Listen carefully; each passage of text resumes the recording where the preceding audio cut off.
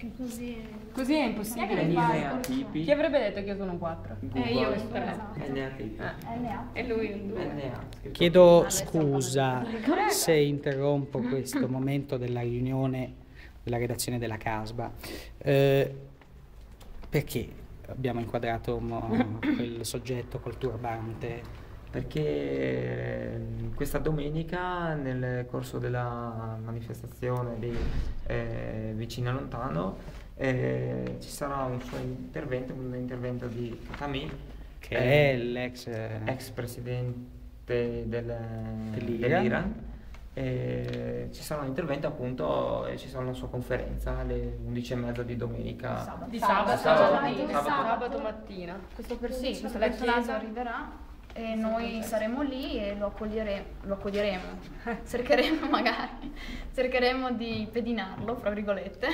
Saremo lì. Di cogliere il suo arrivo, ecco. Qualsiasi sua azione. Se lui si soffierà il naso, noi saremo lì a vedere. Ecco. Ma noi abbiamo tanti occhi e tante telecamere a disposizione, abbiamo la fortuna di essere ricchi di famiglia, per cui abbiamo comprato per l'occasione numerosi strumenti, ma contiamo sulla collaborazione. Esatto. Contiamo soprattutto sulla collaborazione, noi abbiamo i nostri mezzi, però qualsiasi filmato, qualsiasi fotografia, qualsiasi anche indizio su come si sposta, perché dovrà mangiare, di solito andrà in un ristorante, quindi sapere in che ristorante è potrebbe essere o avere delle foto di lui che mangia potrebbe essere una cosa molto interessante.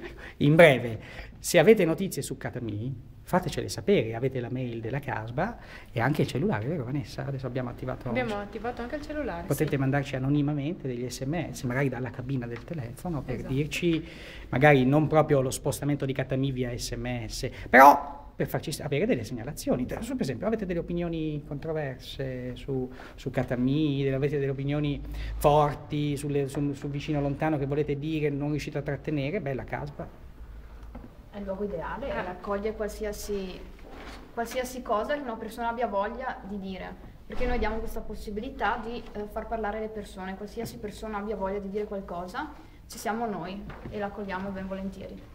Certo, e in poche parole già siamo noi a ficcare il naso. Se voi volete contribuire, abbiamo questo sito che può ospitare le foto, i video, anche i vostri testi, insomma le vostre riflessioni, giusto? Sarete i benvenuti. Ecco, per non disorientare le persone, che cosa potremmo per esempio ospitare fatto da una coppia o un gruppo di amici che vanno in giro venerdì sera per Udine? Cosa potrebbero fare per arricchire il servizio sul Vicino Lontano?